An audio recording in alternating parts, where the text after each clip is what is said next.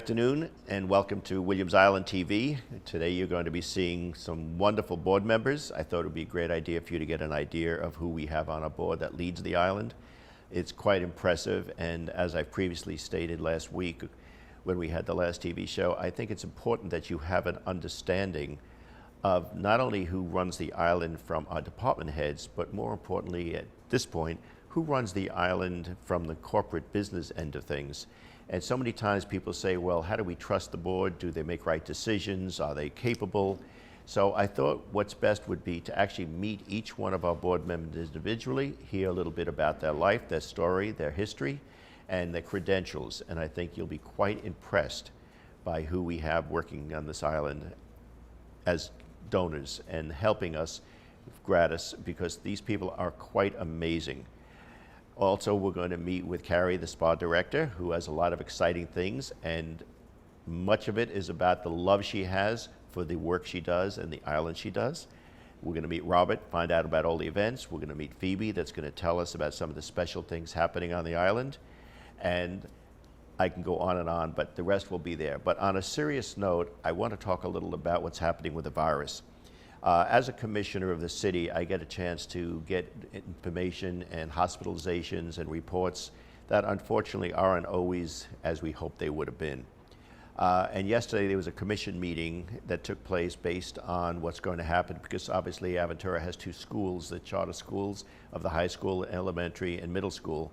And we had to make some difficult decisions as to what to do with the mask policies. And as you know, in some cases, there's certain penalties that could go along with the fact if we mandate masks. But we felt for the safety of our children in the city, and for those that live on the island that attend these schools, we have decided to make it a mask mandatory policy for both the schools. I understand the Dade County School Board is voting today on hopefully doing the same thing. But Chairman Cavallo has recommended to the school board that they should also make masks mandatory for the education purpose. Our fear is we don't know the policies of the families. We don't understand whether they do or don't, nor is it any of our concern, because they have to make those decisions. We don't make decisions for the public. However, the children that live in these places, in their homes, can't make the decision, so they're going to do what's asked of them. And our fear is if they come from a home where the parents' policy is they don't want to take vaccinations or wear masks, and they come to school where there's thousands of children, we don't know that that can't spread things. So to protect the children, to protect the families, and to protect our teachers, we have made it mandatory to wear a mask at this point in our school systems of Aventura. We also had two people come speak to us yesterday. One was the department head of pediatrics for Joe DiMaggio Hospital in Hollywood. And it was sad to hear that at this point now they do not have an empty bed in the pediatric ward because they are totally full with children with COVID of families that haven't been vaccinated. And they've had to take a section of the lobby and put beds in there for the time being because the emergency room can no longer house it. Aventura Hospital is now full, 156 cases of COVID, and we do not have one bed available at this point in that hospital. So it's a very real concern. The reason I say this is not to frighten you, but to caution you while you're on the island, while you're in public areas, while you're attending events on the island, please wear your masks and do the right thing, because it's for your sake, it's for our staff's sake, and it's for the policy of the island. And it's very important to keep safe at this point. We don't want this to become an outbreak again. Thank God right now there are no cases on the island. There are no cases with our staff. And we have required all of our staff members to wear masks when they come to work. They are being tested every week to make sure that they're negative. But there's only so much we can do. But we do depend on you to do your part as well for the good of everybody. So I want to thank you very much. I wanted to bring that to you, let you know that we are doing everything possible to make sure that we keep everybody safe. All of the events that you're going to hear will be outdoors and fresh air. So we're trying to do whatever we can to keep our island safe, as we have done for the last 18 months. So thank you very much. And now let me bring to you all the people that you're going to be meeting today. And I think you'll be thrilled and satisfied and very happy to meet some of the people that work for you. Thank you. Over the last couple of years, we've been doing these TV shows, and we talk about the board, and we talk about the staff, and you get a chance to meet all of the wonderful people that work on the island, but you really never get a chance to meet the board of directors who runs the island. And in due respect, we probably have one of the most qualified boards of any board of directors I've ever seen. And I thought it would be a nice thing to introduce you to the board members one at a time, let them tell us a little about what they've done, because I think, as you'll start to see, it's a quite impressive list of people we have, and the credentials are amazing. And what's more beautiful about it is each one in their own right takes a role in running the island. And I know a lot of times we hear of, well, do we trust the board? Do we trust who we have there? Do we trust their decision making, et cetera, et cetera? And I think after the next couple of weeks of interviews, you're going to realize you have a lot of faith, and you will have a lot of faith in this board of directors. So today we'd like to start out with our Vice President Treasurer, George Garcia. George is the president and he's the POA rep of the 2000 building. But more importantly, he also keeps an eye on our money for us. So I'd like to introduce you to George, and we're going to just have a few questions for you. But tell us first a little about who is George Garcia? Well, first of all, thank you, and I appreciate the opportunity to be here, and I appreciate the opportunity to serve on this board. I'm a local kid. I am an immigrant. I came from Cuba as a child, but I grew up here in Miami, and I stayed here my whole life. I went to public school in elementary, what was then junior high, high school, and also in college.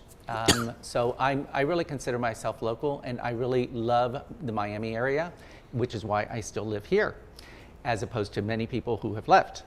But in any case, I also have had a marvelous professional career. I started out as a teacher, became an assistant principal, became a principal. Living here in Aventura on Williams Island, I got my first big promotion, and I was assigned as an administrative director to Homestead. Oh my God. That's a commute. That was quite a commute. Wow. And but that was short-lived, and then I was transferred to administrative director in Region 4, which is the central part of the county. And from there, I went to the district offices, where I finished my career as an assistant superintendent for labor relations. And I was very happily retired for 4.5 years, and then 2 years ago, they reached out to me. Administrators are not allowed to have a union, so we have a professional organization that represents us. And the executive director retired, and so they reached out to me, and I was trying to convince them that I really wasn't the right person for them, and I was very happily retired, but here I am 2 years later, and I'm the executive director for DASA, which is the Date Association of School Administrators. So you didn't do a very good job convincing them not to hire you. I tried really hard. I'm sure. Actually, the president who interviewed me at the time said, when they went to make the offer, said, you know, George, that was the worst interview we have ever seen anyone give. And so I looked at him and I said, and so why are we having this conversation? And But you got the job. But I got the job. So the question I have to ask you, and it's interesting because people don't realize, you know, we that have grown up here and born here have one set of lives that we led. You came over from a country as a young boy. What was it like when you came here and knew nothing, didn't speak the language? I mean, how did you fit in? It's interesting that you say and ask that question, because I came at 5 years old. Wow. And we believe. Now, not to interrupt, were your parents with you when you came? No. Okay, that's we came as unaccompanied minors, and the only reason we didn't end up in either foster care or in an orphanage or wherever, because they shipped children all over the country at that time, was because my aunt and uncle were already here. So you weren't part of the Petropan group that came We up? we don't appear on the registry, so I'm not sure how we came over, but yes, we were part of that population of children that came at that time. So believe it or not, when we first came to this country, we went to Hialeah, which is today the most monolingual city in the country. And but at that time there were no Spanish speakers at all. And we arrived in April, and again, my family didn't know that we could go to register us and put us in school. So they kept us home during the day, and in the afternoons, we would play with the kids in the neighborhood, and that's how we learned to speak English. Interesting. So by the time we started school in September, we spoke English, but it just sort of happened. But it must have been difficult to leave your family at 5 years old. That touches a very sore subject with me, and it's one that 60 years later, it's still emotional, because one doesn't understand what has to go through a parent's mind. That's what I'm talking about, yeah. To consciously send their child, or their children, because I came with my brother, to send their children away not knowing if or when they would ever see their child again. But they wanted to make sure that we had a better opportunity than what they saw would happen in Cuba. But they live here now? Oh yes, my parents, 10 months, fortunately 10 months later, they did come to this country, and so we moved from Hialeah to the northwest section of Miami, and where I spent most of my years growing up. And what got you into education? Because it seems it's been your life. It really sort of just by accident. I was a senior in high school, and I had really pretty much met all of my requirements for graduation, and so they had to find something for me to do. So I took peer counseling, and they assigned me and this other kid, I had a car, so I drove to the elementary school, and they assigned us to go over and help out. So they gave me a kindergarten student, and who was about this big, needless to say, and hyper. And so that was my first experience of really working with children. And all of a sudden it became a negotiation with him. And if we do this, we'll sit and read. And if we play that, then we can sit and read some more. And I really enjoyed the experience. Wow. And with the little one. And so when I graduated and I went to Miami-Dade College, I started and I took Intro to Education, and I thought, oh, this is interesting. But truth be told, obviously it was in the genes. My mother was a teacher in Cuba. Okay. Her mother was a rural school teacher in the country. And so on my father's side, my aunt was a piano teacher. So education in some level was in the family. And then once I started, I just enjoyed it. Education was in your blood. You know, people have asked, as we talk, what are the roles of the various board members? And treasurer probably is one of the more important jobs we have on the island, because not only does the treasurer sign checks, he reviews the bills, he is the liaison between the finance committee, he makes sure that the presentations are there properly, it's within budget, he's part of the budget process during the course of the year. So the question people have asked us is, what does a school teacher know about finance? Well, how does a school teacher or an educator get into it? And I will tell you, and I've worked with George a lot of years now on the board together, and we have a great relationship. Don't always agree, but we have a great relationship. But I think the training of your training children in a mindset, it's more of, it's not so much knowing how to read a balance sheet, it's a mindset of looking at the meticulous numbers, ensuring that things are done in a proper black and white manner, because numbers are black and white, there are no other gray areas in it. So I think, explain how you approach finance coming from an educational background. Okay. It's funny because I was thrusted into the finance aspect of it. As like you said, as a teacher, as an educator, we deal with the numbers and teaching how to add, subtract, divide, multiply. But it wasn't until I became a principal that I take it back, as an assistant principal, when I was challenged with having to place orders for textbooks. And so you have a budget and you have all of these grade levels that need readers and workbooks and for the different subject areas, and you've got to figure out how many of what to order and to stay within a budget. That was my first experience. And then as a principal, then it expands to the school's budget, which is personnel. And it's the finances of all of the categorical funding, because as a public entity, we have dollars that come to us with very specific limitations, and you can only spend them within those areas. And so that was my next experience. And then, like I said, I was promoted and was made an administrative director. And the only job I really didn't want was business personnel. And that's what I got. So I had to learn very quickly. And that became, because not only was I responsible for the operation of the region office, but I was responsible for the budgets of initially about 70 schools, and at one point probably about 120 schools, including adult vocational, which has a whole different budget system.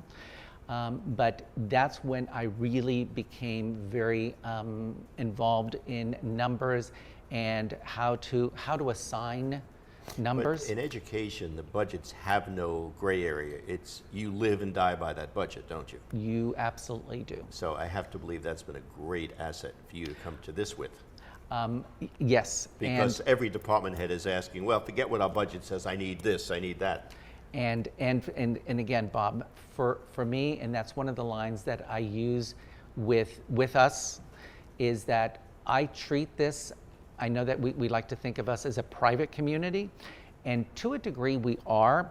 However, I view our operation as a public, because these are not my dollars. Mm-hmm. This isn't a private business that I'm running, and I can sort of do whatever I want with it and move this money here and send that money there or pay for this. We are entrusted with the dollars that this community gives to us, and they trust us to expend them appropriately and with a true fiduciary. So I look at it very carefully, and when you said that I sign checks and I review, it's sort of, I know behind the scene, I've heard the rumor that they sort of like chuckle and laugh because they know that George is going to ask questions and he's going to want to see more backup information, because I review the checks one at a time, and I want to make sure that the expenditures are appropriate. And if I see something that just doesn't quite look right to me, I want a question, I want an explanation. And fortunately, 99.9% of the time, I can honestly say that our people are there for us to point out that here it is, and this is what it's for, and this is why, and the details are there. And under his leadership, and I compliment you because between George, the Finance Committee, and the CFO of the island, we're probably in the best financial condition we've been in a number of years. Our reserves are in excess of $10 million. We have done better than budget this year so far, over $1 million. And in spite of COVID, in spite of every adversity you could ever imagine, under the leadership and the watchful eye and the educational background, Williams Island is very secure, very safe, and financially extremely sound. And we have a lot of new capital improvements coming up this year, and we will not need assessments for any of them. We will not have to take additional bank loans for any of them. And I think, George, you've done one great job for us. I thank you for the compliment, but Bob, like you said, it's a total team effort, and I would be remiss if we didn't acknowledge the entire finance department, because they all are just terrific at everything that they do in collaboration with each other and bringing information forward, and just the entire administrative team, because again, it's a total team effort, and again, I'm going to say, my counterparts, the other board members, you know, there is a sense of collaboration there as well. Again, sometimes we don't always agree, and we don't all agree, but at the end of the day, I believe that we make good decisions that help this island and this community move forward and really become a beacon of paradise. And I think we'd both be remiss if we don't mention two names. One is Cliff Vane, who chairs our Finance Committee, who works tirelessly, gives up his CPA business half the time to come over here and get us through the Finance Committee budget season. And also our CFO, Thomas Bertinelli, who is amazing. And you work very closely with him, but I would say that with those two and George, we have quite a quinella. Trifecta, excuse me, trifecta. But anyway, thank you so much for coming. Thank you. And thank you all for listening. And I think this is just the beginning of what you're going to start to see in terms of the quality and the caliber and the professionalism that we are blessed to have on the board of directors of Williams Island. Thank you. I'd like to introduce you. You've met George, our treasurer. Wilma Felder's been with us now with me, working together on the board for 12 years. And I will tell you, Wilma has one of the most diversified backgrounds. Very, very interesting history of what she's done here in town. She's been an integral part of our board, and interestingly enough, except for 1 year of the 12 years, has been the only woman on our board of directors. Well, there's been a couple of other years, but yeah, maybe two. Mostly I'm the only woman. Yeah, so we would love to hear Wilma's life in a short period of time, and I think you'll see how interesting it is and what you've gone through over the years in living in Dade County. Well, I came to Miami with my family as a child, and I went to... that was just a few years ago then. Just a few years ago. Right. Just a few years ago. Went to Riverside Elementary School, Ada Merritt Junior High School, Miami High School, and the University of Miami. And the interesting thing in answering to your question was that when I went to the University of Miami, I was one of a handful, I think 3 or 4, women who were in the business school. Interesting. Women in that generation were mostly going into education. Yeah. So I have a BBA in marketing and advertising, which was very unusual. Graduated college in Miami, never left Miami, went to work, and many people will remember Burdine's department store. Yeah.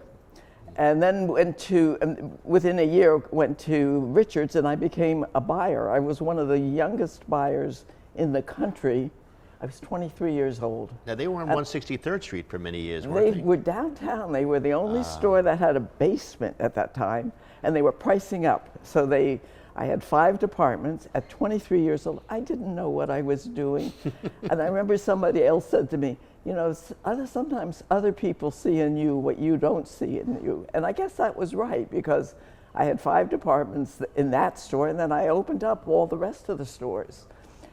Then I got married, and I married actually I was introduced to my first husband by one of my salesmen on the road, one of the salesmen on the road. And he was doing a residency in pathology at Broward General. And we got married, and then I stopped working, and I had started my family. I had a son and a daughter. And for the next 20 years, I actually spent as an activist in the community. I was with the League of Women Voters, and eventually the president of the League of Women Voters, and that was at the highlight of the best, what I consider the best years in Miami or Dade County's development. There was a new charter. Not to interrupt, but how did you get into women's voters' rights and all these movements? Interesting question. Having had a career background by the time I married and had children, I felt, and I was just a suburban woman raising children, and then my neighbors would come in and we would decorate our houses and what have you. And I said, if I had to have one more cup of coffee talking about people's houses. And I looked it up in the phone book, and I found out where there was a League of Women Voters meeting in the neighborhood, and there was one. And I put on my linen dress and my white gloves, and I went to this meeting, and they were talking about, the issue was, they were talking about, should the United States recognize Red China? I thought I had died and gone to heaven. Women were sitting around talking about real stuff. And that really, I was hooked. And for the next 20 years, I really spent in being active in the community. I was part of the Decade of Progress bonds. I was the chairman of the Housing Committee for the League of Women Voters, which brought about, the first thing we brought about was the Fair Housing Ordinance, and I worked very hard on that. And fair housing is the law of the ordinance of Dade County, but I really chaired that. Was Merritt Sterheim involved at that time? Merritt Sterheim and I became the president-elect of League of Women Voters the year that Merritt came into town. Okay. And we worked very closely. Okay, I would think it's because of what yeah. you're doing, sure. Yeah, no, and he appointed me to a lot of different things that really were interesting. And many things that I did are part of the county today, but we talked about it and it happened. Wow. That was while my children were growing up. And by the time they went off to college, I decided it was about time for me to go back to work. And what did I know? I knew county government. So I went to work for the county, first in transportation. And then after about 10 years, I guess it was, I went over to the airport. And the airport was the most fun. And it really went back to my original life because I had been a buyer. Well, wait, now, when you say you went back to the airport, or you went to the airport. I went to the airport. What were you doing there? Because I know this is very interesting. This is what happened. I went to the airport as to manage a small department of purchasing, a small department of purchasing for maintenance. And I got there and I said, this is crazy. They had a little purchasing section in every department of the airport. And they worked through the accounting department. They got their open to buy from that. And I said, we got to pull this together and have one central purchasing.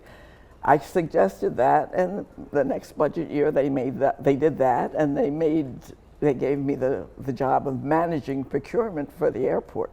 Wow, that's quite a job. Commodities procurement, yes. Okay. I went from 4 buyers to 8 buyers. We bought the loading bridges, we bought the fire trucks, we bought the police cars, we bought the hammers. So you weren't just buying cleaning supplies, you were buying airport supplies. Everything. Oh. I think we did one of the largest carpeting purchases when we decided when the airport decided they wanted to recarpet everything. It was fascinating. It was fascinating from a political standpoint because I had that background, but it was also fascinating from a procurement background that I had. Well, I imagine the budget must have been enormous. Well, every department had their own budget. Every department had their own budget, but they coordinated through us. We spent the department's money. I got you. Okay. We managed their money. And it was really fascinating. It was interesting, and I loved it. However, during that period of my life, my first husband had passed away very young. He was 57. Wow. And thank God I was working. Thank God I was working. It saved my life. It gave me focus. My kids were now off in college. And then 5 years later, I did remarry, and I was at the airport. I lived on Miami Beach at that time. And eventually what happened was we decided to go from a house to an apartment. And this was the first, all this other time, segue back, I lived in North Miami Beach, so I was very familiar with the area. When I married the second time, I moved to Miami Beach. When I got to that point, I said, no, we can't do a house anymore. We need an apartment. We need to live in an apartment. Came to Williams Island. Oh, wow. Williams, and the interesting thing, I would say, I just have to, this is an interesting sidelight that you probably don't know. My second husband was Orthodox, and we came here because the shul was next door to Met Village. Yes, yeah. And we bought that apartment. It was in 2001.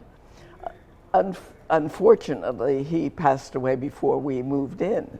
So here I am, in the best place in the whole world to be was in Met Village or in Williams Island, newly widowed, unfortunately, and still working at the airport. Yeah. Everything just kind of, it was like I landed in a soft landing at Williams Island. Well, let me ask you, so when you were at the airport, Yes. were you involved when they started that whole renovation and the whole redevelopment of the airport? The North Terminal, not Yes. the South Terminal. Okay. The whole renovation of the airport, that's when we decided to recarpet. Okay. Yes. it changed tremendously. It was Terminal A. Right, right. That is no longer now Terminal A. It's part, I think, of American Airlines. American I Airlines. can't find my way around the airport anymore. It's not easy. No, now it's no longer. No. But it was a most exciting place to work. It was, I'm sure. It was so much internationalism. There was just so much that was going on all the time. I loved it. I loved it. I had to retire because I had signed up for what was called the drop. Oh, you had no choice. I had no choice. I signed up for the drop because I figured, you had to work, you had 5 more years of work, and I figured we were traveling. We were starting our big traveling. Life doesn't always work out. It's what life. So then Williams Island gave you your next job. The interesting thing about Williams Island, and when I moved to Med Village, and when I was still working, actually, I just continued to do the same things that I had always done, was to be involved. And to be involved in the community, and to be involved in the politics. And there wasn't a lot of politics at the time because we hadn't been bought by ourselves. Right, exactly. But then I kind of started with the C&E committee, just being on the C&E committee, and then chairing the C&E committee, and then doing all the kinds of fun things. And C&E wasn't we didn't have a liaison on the board at the time, so I was chair. And we did so many fun things. But it's interesting because C&E committee encompasses so many areas of entertainment, whether it's lecture series, the opera, the ballet, shows here on the island, Foreign Film Festival. So you go from corporate America, politics in Dade County, to entertainment on Williams Island. That's a segue. That's a segue, but it's not all that different. It really goes back to square one, which is kind of marketing. Yes. It's understanding what people want. It's listening to what the community wants and to be able to interpret that. Mm-hmm. And that's always been a kind of a natural place for me. And you said something just now, and it's to me, it's the most important aspect of being on a board or being on any kind of corporate America, and it's called listening. And one of the beauties of having Wilma on the board is, it's not because it's a male or a female. Most of the people that are on the board all have come from very successful walks of life. They've done very well in their careers, and they're used to getting their own way. They're used to making decisions. They're not used to being part of a committee that doesn't always get the way they want. And in some cases, they don't always listen. We all don't always listen. We all think we know best, and we're going to try to do it our way. Wilma has been the voice of reason on our board for many, many years. Thank you. No, and I mean that as a compliment because you do listen. You listen to the issues. You make intelligent decisions. And I think that probably comes from the investigative part of you, the forensic side. When you're doing what you were doing, you must have needed that side of you. It really is a question of listening and trying a variety of things to find out what works. Yes. Sometimes you have to throw, over the years, in terms of, we've done a lot of things, some things have worked and some things have hadn't. We used to have a farmer's market on the marina every weekend. Yes. We tried that out for 2 years. By the second year, we didn't But do it. you tried things. But we tried things. I remember having classes to teach mahjong and to teach bridge, and they worked for a few years, and then they stopped. But you've got to be flexible. So the question then is, what's next? What's your next chapter? I know you're traveling. Your children are amazing. Thank you. They are. Her son, by the way, is a very prominent doctor who I happen to run into and meet. Yes, thank you. And my daughter is quite a lawyer in Boston. There you are, see? So, do you know any Indian chiefs? No, I don't. No, I don't. Anyway, I don't know what the next chapter. I'm finishing up. I have a 2-year run of Med Village 2, POA. So I will be finished. I have 1 more year after December. And I don't know, what life will bring. I can't imagine not being involved. No, I can't see you not being involved. I think my life needs structure, and I enjoy the structure. So we'll see.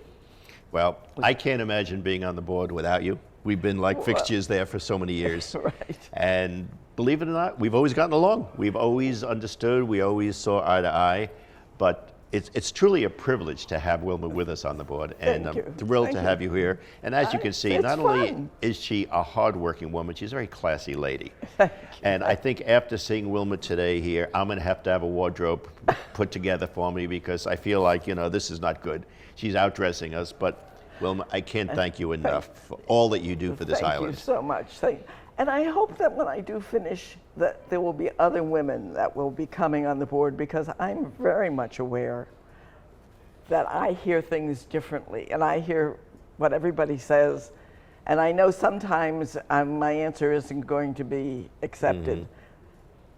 But I don't know that that's always the right decision that the board has made. Well, just before we end this, I'm not bragging, but you have an interesting history that's very similar to my daughter's. And the reason I bring it up is my daughter's Chief Justice of the Southern District of Dade County on a federal bench. And growing up, she always wanted to be a judge. She started as obviously as an attorney, but it was a good old boy network for many, many of the years. And, she was the first woman president of the Bankruptcy Bar Association. But being appointed to the federal bench was amazing. But to be the Chief Justice was appointed by the higher courts of all men. And she does look at it differently.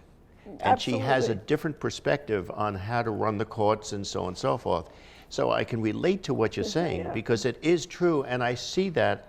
And as I said, on the board, when we have these discussions, you bring a different dimension to the thought process. Frequently, yes, Yes, I find that. very I know much that's so. True. So I really hope that other women will be involved both in their building boards as well as the POA Now, board. I think is Eileen Kramer one of the presidents of the... She's the president of Med Village too. That's good. So you Yeah. have someone stepping in your footprints. Right. Oh yes. There are women, I think, that are presidents of some of the building boards. I don't know. I don't either. know. I Yeah. really don't know. But it's a great experience. Well, you're not going any place for a while. We'll keep you No, I busy. know. I have another year and a half. Okay. Okay. Thank you, Wilma. I can't thank you Thank you. It enough. was And good but talking more to importantly, you. thank you for what you do for this island. Thank you so It's much. a thankless job, and we appreciate it. It's not really a thankless job. People will stop me on the bus and say things like, Isn't that wonderful? we like what you're doing, and that's why don't great. we do more of this? And that's where I get my ideas. That's From wonderful. the people. That's great. Okay. Thank you all so much. Well, we go from the board of directors to the man who feeds us. And Robert, welcome. Robert was away for a while. He's back. And Robert's going to tell us about a lot of changes that are going to be coming up over the next month. Some of it's ambience, some of it is menu, some of it is different types of food ideas. So rather than me talk about it, tell us what's happening in the next while. Mr. Shelley, it's nice to see you. It's great to be back. So the Island Grill, some of the changes that are going to be coming up is we've actually started this past Saturday with a new bread service. You and I were just talking about it. So Yes, I've had it. So Delicious. Zach the baker used to be our baker, I think years ago. So we've brought him back for our dinner bread service, and his bread is amazing. So we're starting off with a cranberry walnut and his multigrain at dinner time. And we started Saturday. The feedback has been tremendous. So we're going to continue to modify that bread service. As we go into the holiday months, we'll change it up to fit the seasons. But not to interrupt, but it's not only the bread, you have some things with it. We do. So we've added an herb and garlic oil, piped butter, and then also a basil pesto. For the time being, sometimes it'll be a sun-dried tomato pesto. We might do an olive tapenade, but just to kind of upgrade that bread service. And the presentation is beautiful, by the way. It is. So when you guys come in, please enjoy the bread. And if you don't like it or you have any feedback, let me know. Some of the other changes, so we've gone to setting the tables for dinner service to try and upgrade that feel at night. Fridays and Saturdays, we're doing tablecloths, again, to try and enhance it. We have to compete with all the high-end Miami restaurants. So we want the members, Friday night's lobster night, and then we alternate to the crab, and Saturday's date night dinner for two. So we want it to have a nice feel to it, a little different than, just what we do at lunch. We're in the process of working on new dinner menus. So we want to upgrade the steaks, again, to try and compete with some of those big Miami restaurants. We're looking at a dry-aged prime beef versus just the Angus. really to upgrade it. We're going to add some more fresh fish to the menus and increase the chef features. So it'll be a little more diverse menu week to week versus the same stuff all the time. We're working on a new wine menu. And also some sakis. So Jaquan, the manager of the restaurant, is actually, and Joel are really good with wine and go sakis. well with the sushi night. Yes, yes. So we've started some infused sakis that we're doing in-house. So we're actually going to add sakis to the menu. We're working on a handcrafted cocktail menu that's going to have about 6 signature cocktails that are for Williams Island only. Again, to try and upgrade that experience and really give the members, a night instead of going out to the one big Miami restaurant. Come here, come to your home club. Yeah. You could come during the week and enjoy a burger or, the salmon BLT, which is always popular, but you could also come in for, a lobster fettuccine or lobster night or prime rib night or a nice dry aged steak with a nice bottle of wine. So we're really excited about the changes and the look and the feel. We're also working on all new glassware. So when the Island Club or the Island Grill first reopened, all the glassware was blue and it matched, and the designer did an amazing job. Yes. And over the last several years, we've kind of gotten away from that look and feel, so we're going to bring it back. Good. That'd be great. So the glasses will have a blue stripe in it to match that chandelier. The water glasses are a cobalt blue, so it's going to look really nice. We've ordered table lamps for the inside again to differentiate that inside versus outside and lunch versus dinner. So we're really excited about the look and the feel and the ambiance. Talk about ambiance, we're going into redoing some of the terrace area. We're putting in AC, air conditioning on the terrace so people can enjoy the outdoors in the hot summer, and also putting new curtains in. But with what's going on with COVID right now, and again, the resurgence of it, I think what you're doing is more important now, because just when people were starting to branch out and go to other restaurants, they're going to start staying home more now. Right. And we have reinstituted, so the members have to wear masks. So when you come in, you've got to get your temperature taken and wear a mask until you're seated. And if you want to get up and go to the restroom, you got to put your mask back on. If you want to socialize at other tables, you got to put the mask back on. So the management team is in the restaurant and helping to monitor that.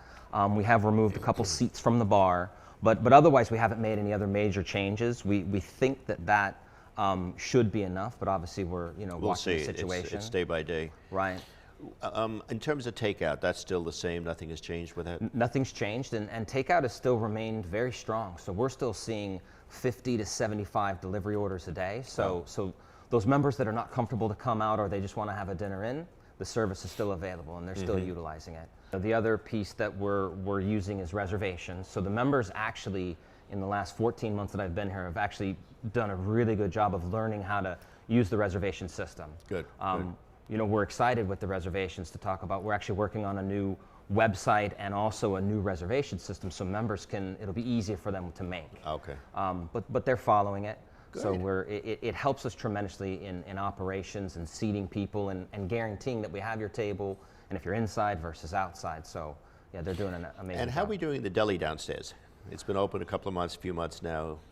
So deli is actually doing really well. We've just increased the pastry variety that we have that's delivered. So we now have coffee cake, the cinnamon rolls that you love and your wife told me to keep you away from.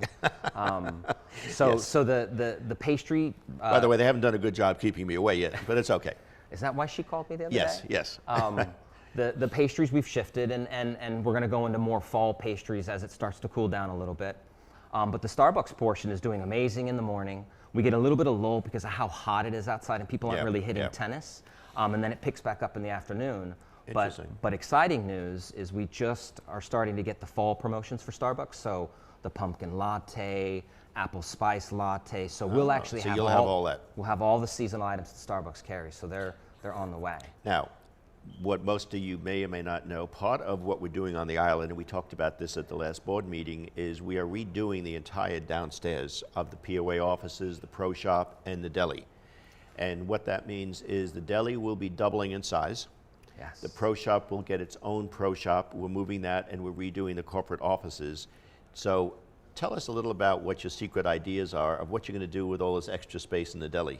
Well, so it's ice cream. So since the day I started, the members have screamed for ice cream.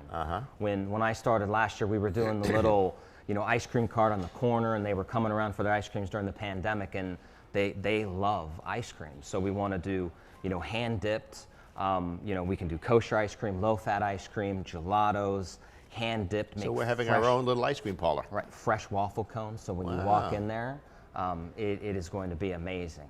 And that, by the way, is in the immediate future. This is not something we just talk about. The architects are working on these plans as we speak. In fact, we have a construction meeting on it this week regarding it, and we hope to be breaking ground on this system right after right before the season, I guess it would be. Yeah, we look to open that up probably by sometime in early first quarter of this coming year. Well, the ice cream shop is going to be amazing. Oh yeah, yes. The members love it. I will be sampling all the ice cream personally to help select Well, the I think line. you're going to need my help. I don't know if your wife's going to let me. No, that's okay. No, This is business. This is pure business. I don't know. We'll work on it. Okay, absolutely. But that's great. And these are the kind of exciting things that are happening. And of course, we all know what's happening in the Island Club and the new pool and the new snack bar and the whole pool area, the clubhouse itself, the new dining facilities. But that will all start to break ground. Probably, we're anticipating probably around October, November of this year.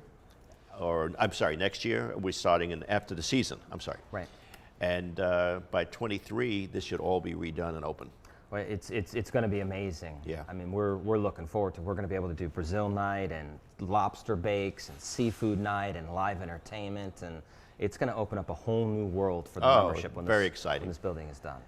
So tell us about the events, or are we going to have Phoebe come in and join us now to talk about all the events coming up? Well, Phoebe's going to come on and she's going to tell you about Rosh Hashanah and Yom Kippur and everything else that's coming up and what she's working with the C&E committee on. Oh. So there's some exciting things coming to the island. So. Well, then I thank you very much. Is there Absolutely. anything new, anything else with No, all of that? No, that's it for now. You understand why we have a very busy food and beverage director. Yes. But it's great, and Robert, I can't thank you enough for what you do for Absolutely. the island. It's just amazing. We hear nothing but great things. Absolutely. And thank you for everything. And now we look forward to hearing from Phoebe, your partner in crime. That's right. Okay. Thank you. Phoebe is new with us. As you all know, she's been, what, about a month now? A little over a month. So are you enjoying yourself? Yeah, I love it. I love it. It's exactly what I want to be doing. It's what I'm passionate about. So I'm having That's a great. good time. Yeah. So give us an update on all the events we have to look forward to coming up. Yeah, so coming up we have our next event is next Friday. We have a C&E happy hour. That's going to take place on the tennis terrace. Reservations are required and the calendar's open. So if you can make your reservations now. And then after that, we have a Labor Day weekend / Rosh Hashanah weekend. So we're having a Labor Day barbecue on Sunday. And then on Monday, we have our Rosh Hashanah dinner that's going to take place here at the Island Club in the ballroom. And you can make your reservations for that. And then the next day, we have our Rosh Hashanah services with Mrs. Shelley. Yeah, and let me just explain both of these because I think it's important to know with what's going on with the COVID issue. The reason we do it in the ballroom and we limit the number of people coming is because we can open up all the doors, even so we have the air conditioning on. It's still open air and it still gives us the ability to keep everyone separated and not apart. Just to clarify, as you said, the Rosh Hashanah dinner, the first night, is the Erev of Rosh Hashanah. The Monday, Tuesday I believe it is, the 7th, in the evening at 7 o'clock, what's happening on the island, because we do realize that a lot of people may or may not want to go to temple because of what's going on in the world of COVID right now. Aventura Turnberry is bringing the service in the evening to us here on the island, and it'll be Rabbi Birkin and Cantor Janine, who's the cantor at Aventura Turnberry, my wife, and they will have a guest artist, Cantor Diego Rubenstein, who's flown in from South America, and what they'll be doing is an abbreviated Friday Marav service, and then the music of the holidays. So it's not an hour service, it's maybe a 20-minute service, but the beauty of the evening will be, it'll be all the music that we're used to hearing that you may or may not be able to hear because you won't be going to temple during the holidays. So Rabbi Birkin and Aventura Turnberry has graciously agreed to bring the service to us for those people that want to come to in on the island. I think they have to call to make reservations. Yes. Now, there will not be food during the service, but we will have a little something afterwards to take home with you when you leave. But we will be limiting the number of people. Doors will be wide open. There'll be a lot of fresh outdoor air, seating if and masks people will would be like. mandated, of course. But I think you're in for a special treat because you're going to hear the music of the whole holiday season all in one evening with some of the most spectacular voices you've ever heard. And I would advise you all to make your dinner reservations for either Monday night or the Tuesday evening service to come to those. So now tell us what else we have coming up. So then after that, we have Yom Kippur, which we're going to do our Breaking the Fast, which is going to also take place in the Island Club Ballroom. We'll have a nice plated dinner. We have our first seating at 5:30, and then we'll kind of rotate so people can make their reservations depending on what time they want to come Now, will in. that be like a dairy breakfast type of dinner? Exactly. So Okay. we have, you know, your Nova Lox bagel. We will have blintzes. We'll have your typical Breakfast. breakfast. And then after that, we have on September 27th is our New World Symphony event. So that's another C&E event, and we're bringing the New World Symphony here. So we're going to do a wall cast concert out on the tennis court. Wow. Yeah, so it'll be really nice. We also have a live quartet that's going to perform before the show starts. And we'll have an open bar. Now, will the orchestra be live or on the screen or both? So the full orchestra will be on the screen. Okay. So it's a recorded video, but the quartet, which will perform before the video, Right. is live. We'll Great. have them come in. Wonderful. They'll play on the tennis Wonderful. terrace. It'll be really nice. That's great. That's wonderful. Yeah. So we're. I think reservations are open, so you can start registering. And what's happening, some of the names that we have coming up after the holidays and the year? So we have our welcome back party in November. We have a Bee Gees cover band. We have Donna Summers coming next year in January. Wow. We'll have Now, that's January 22. exactly. So it's around the corner. So we're already planning Yeah. our events for next year. We'll have Rita Rudner. She's coming back. We'll also have Clint Holmes. So it's quite exciting. Yeah, And there's a rumor that we might have Michael Feinstein coming in next year. I But that's new haven't to heard you. that I rumor. know. We're working on that now. But he may be available to come down and do a one-night show for us here, Oh, which would be quite exciting. But it looks like we have quite a season coming up then. yeah, we have some exciting events coming up. Now, so. it sounds like what we're doing mostly will be outdoors because of what's Yeah. going on. All of the events that we are planning are going to be outdoors so far. So there'll be nothing indoors for the moment. Exactly. That's Yeah. great. Very important. Are they limited to the number of people they can come? Yes. So we are limiting, depending on the event, we are limiting the number. So whether it be 100 or 250, we're kind of going to decide that based on the type of event that it's going to be. Okay. So all of that. So as you can see, we have quite a year coming up. And that's a beautiful thing to do. Yes. And this is all due to your hard work. Yes. But I guess Thank a you. lot of thanks have to go to Cindy Saccharin and the C&E committee. Yes, They've been great. amazing.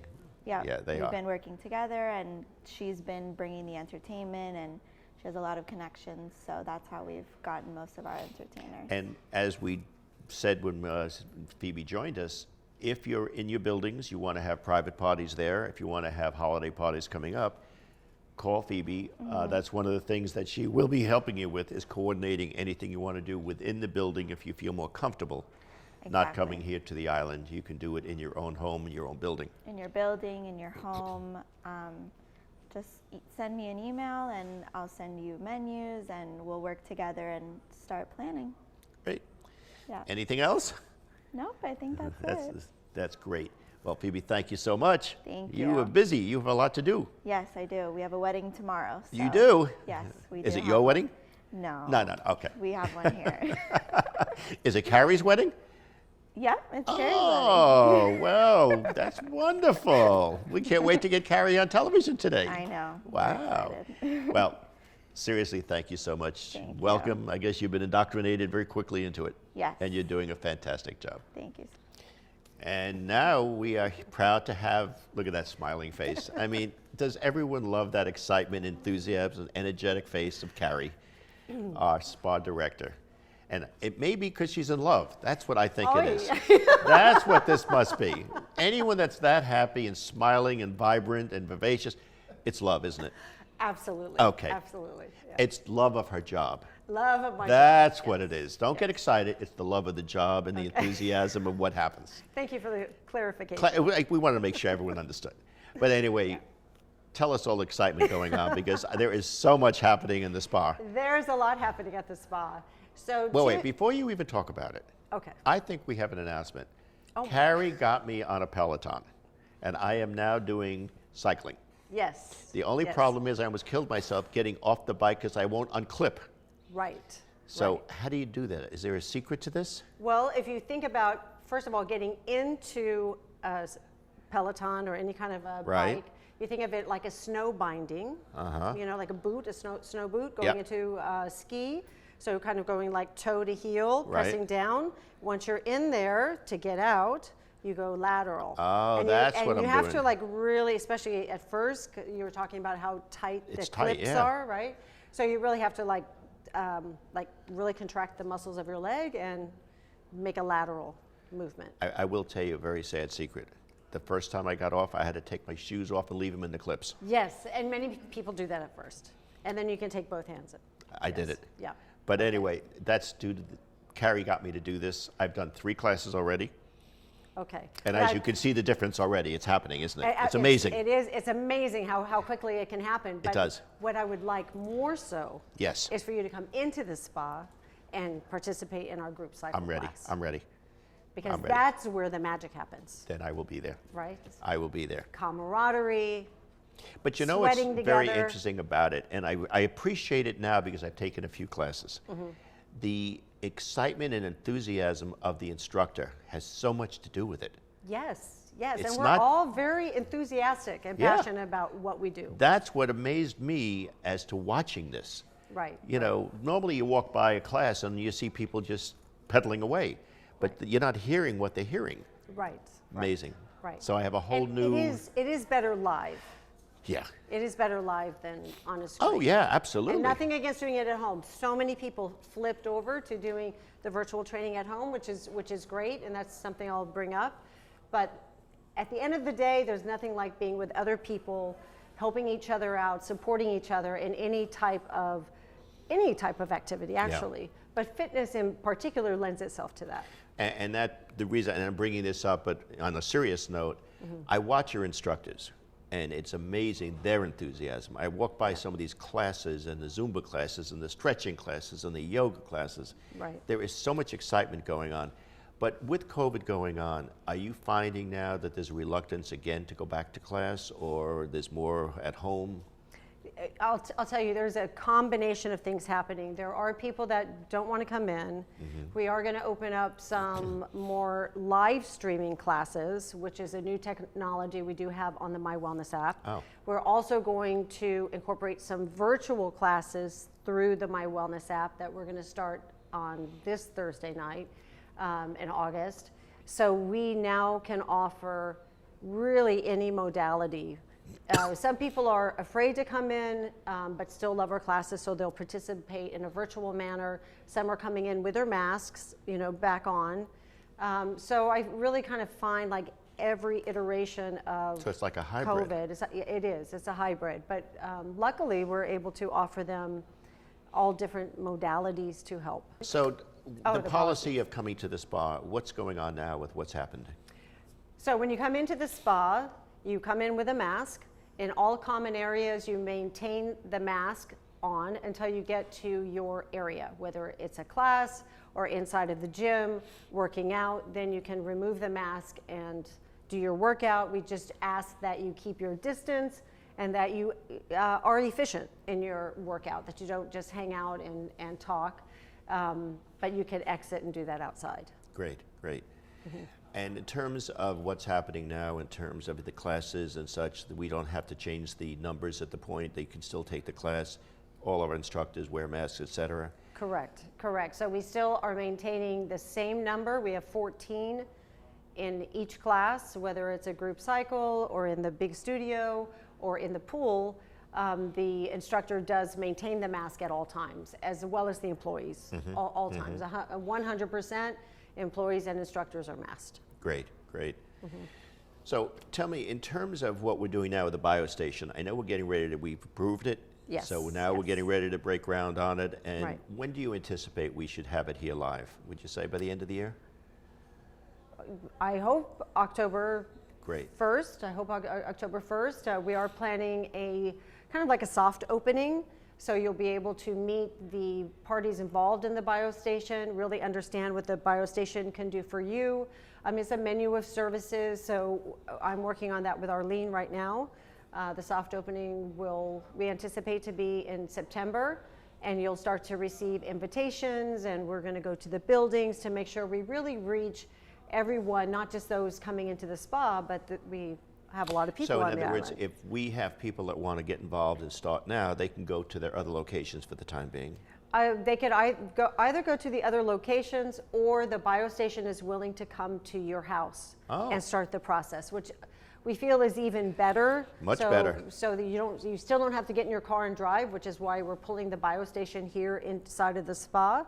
But the biostation can come to you. They can do the lab work in the comfort of your own home. You don't have to go anywhere, and then you can start the process. So what we should do then is at our next TV, if we could ask Ross, the head of the biostation, to come on with us, and maybe we could have him explain and talk and have it promoted. Because I think Sure. it's very important that he gets more specific now that it's happening. Right. I'd love him to get more involved and let people understand it, get some flyers, get some stuff out on it. Sure. But sure. I think it's so important because it's an amazing program that we're going to be having here. Carrie brought this to us, and of course the board unanimously approved it.